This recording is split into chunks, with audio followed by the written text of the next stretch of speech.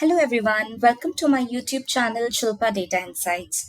In this video, we are going to discuss some of the transformation methods, like how you can do an alias of your column, how you can change your data type using cast, and how you can filter the data. So let's get started with the practicals.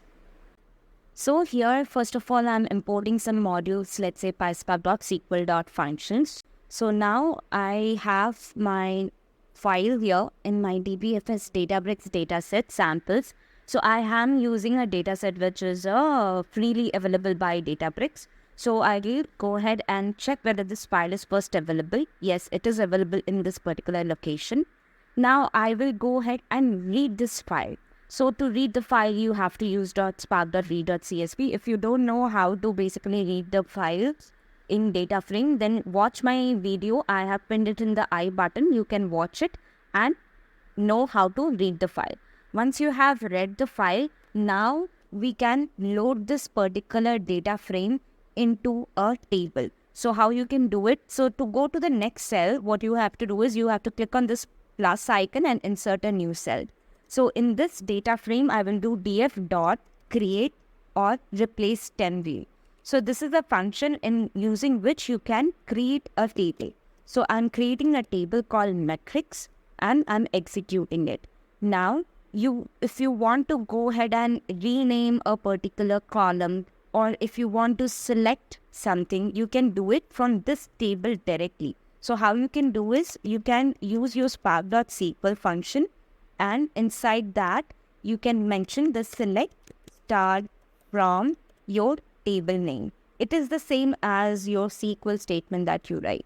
So once you select it, see, it has given me a data frame, but I want to show that. So I will do a show so that I can see the data. Now, if you will see, the data has been displayed here basically with all my columns. If in case I want to get only specific columns here, that I can do, and then we will do an alias on the top of it. Let's say I want to go ahead and use this particular column called city, okay?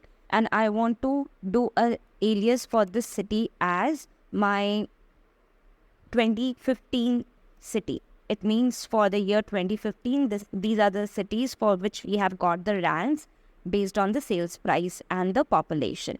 Okay, so I'm renaming this as a city, and now I'm selecting that particular column. So now if you will see, all the cities are displayed with 2015 underscore city here.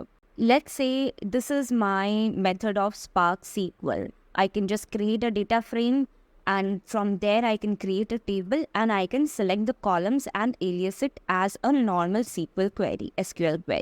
But if in case you want to do it using your data frame API, then how will you do it? So for that, you have to use the data frame that you already have created. Then you can select the column that you want to go ahead and rename it to. Let's say I want to rename this particular column. This column is having some spaces. I don't want to see the spaces here. So I will use my call method. I have explained you what this call method is, how you can select the call method. If you don't know how to do it, then I pinned it in the I button. Just go ahead and check it out, how exactly to use the call method. Now, once you have selected the column, I want to rename this column while selecting it, and I want to remove the spaces. To remove the spaces, I will just rename this to, let's say, 2014 population estimate. Okay. And I will put this in the backticks, the original column, because it has spaces here. And then I will do a show functionality. Okay. So let's see whether it renames the column of the data frame. So it has renamed it as 2014 underscore population estimate. Now let's see, I want to go ahead and select multiple columns along with this rename columns, how I can go ahead and do it. So I will use this again, and I want to select more columns. How you can select more columns, I have already explained in the previous session. I will tell you again. Here you select again the call method and you select the columns that you need. Let's say I want to know the city for this population estimate. I want to know the state of this population estimate, and also I want to know the state code of this population estimate. Okay, so now I have all this thing. So if I do a show command for this, it will show me all the data. It seems I have missed one backticks here, so let me put the backticks. Okay, now if I will show it, it should execute and show me the result. So if you will see, it has all the columns along with my renamed column as 2014 population estimate.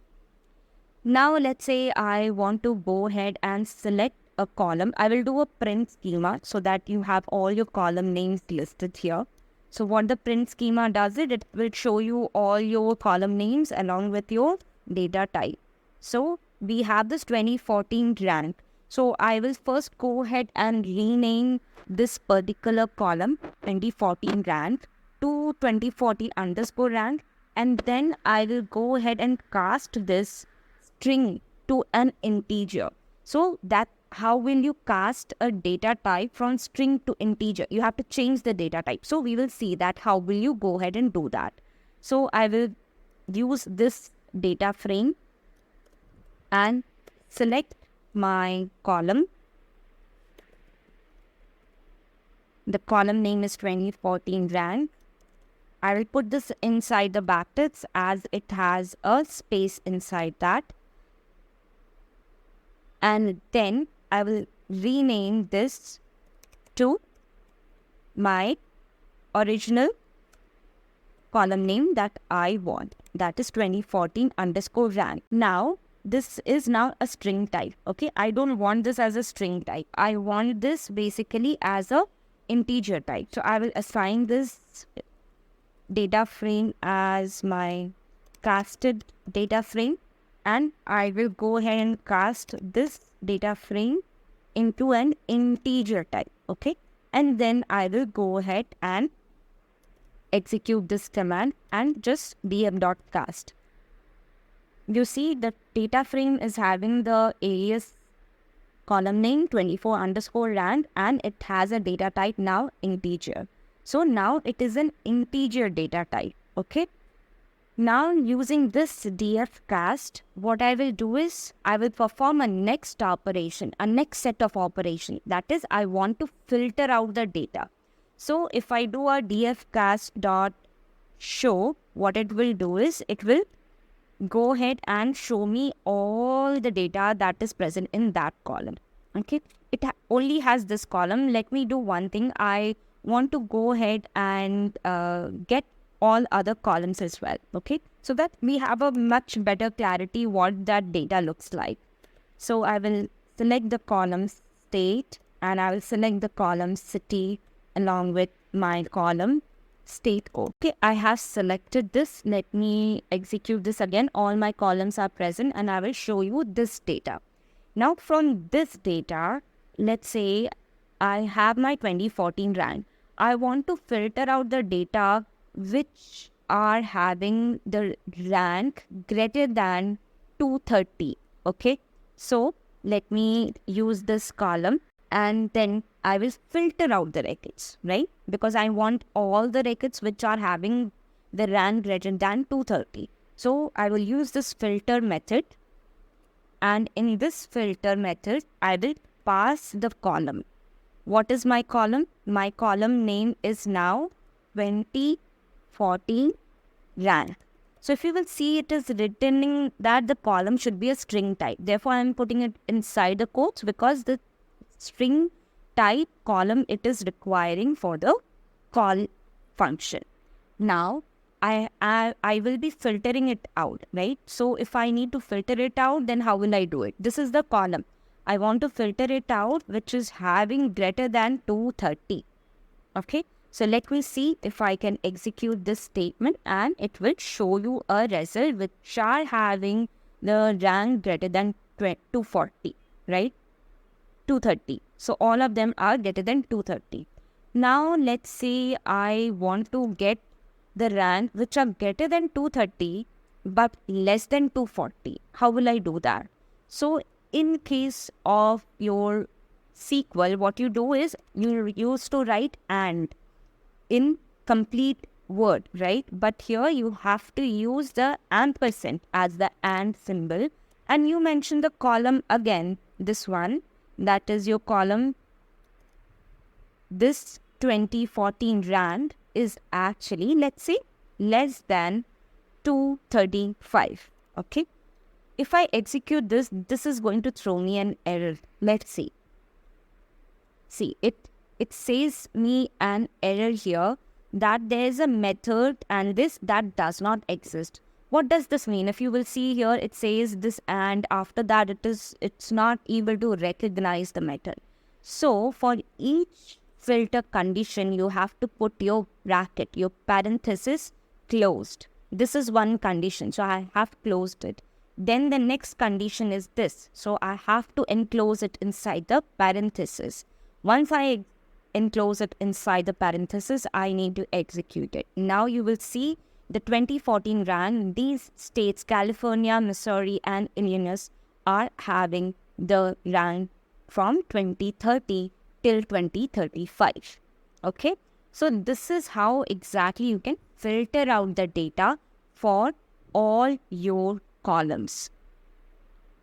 Now this is creating a new data frame. If you will see the Spark job, it will show you how exactly the data has been filtered out. I will not go into detail because I have already created a video on exactly how the Spark job is working. What is the basically the DAG that is being created inside the Spark job, how many stages are been created, how exactly to calculate it. It's already been covered in the playlist. So you can go ahead and watch those things as well. So in this video, I hope you have learned how to go ahead and create a data frame from a CSV file.